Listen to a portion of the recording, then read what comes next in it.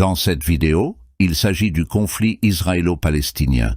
Je vous explique la politique de colonisation et ses conséquences.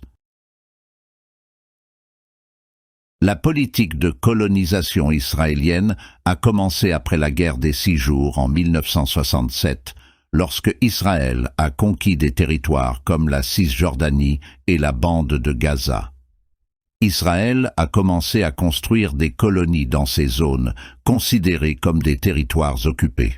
Les colonies sont des communautés habitées et administrées par des Israéliens, et elles sont souvent fortement fortifiées. La communauté internationale réagit généralement de manière critique à la politique de colonisation israélienne. De nombreux pays et organisations considèrent les colonies comme illégales en vertu du droit international.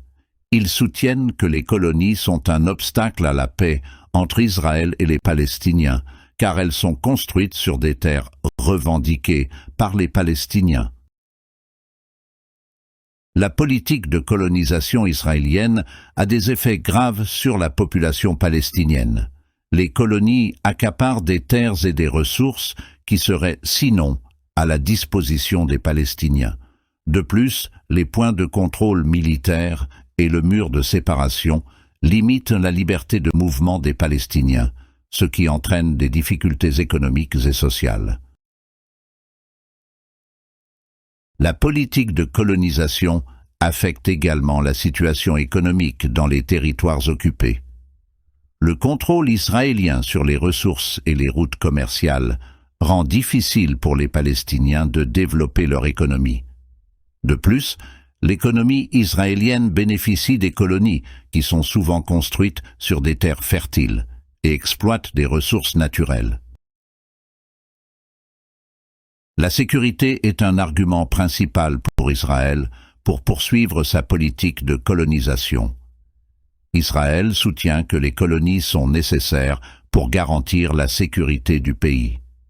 Cependant, la présence militaire dans les territoires occupés conduit souvent à des tensions et des conflits avec la population palestinienne. La politique de colonisation est un obstacle majeur au processus de paix entre Israël et les Palestiniens. L'expansion des colonies complique la création d'un État palestinien cohérent et viable. Les deux parties ont du mal à trouver des compromis qui pourraient conduire à une solution de paix durable. Les conditions de vie dans les territoires occupés sont souvent difficiles, et la politique de colonisation aggrave cette situation. Le mur de séparation et les points de contrôle rendent difficile l'accès aux soins médicaux, à l'éducation et à l'emploi. Les organisations humanitaires sont souvent préoccupées par les conditions dans lesquelles vivent les Palestiniens près des colonies. Au sein d'Israël, il y a des opinions diverses sur la politique de colonisation.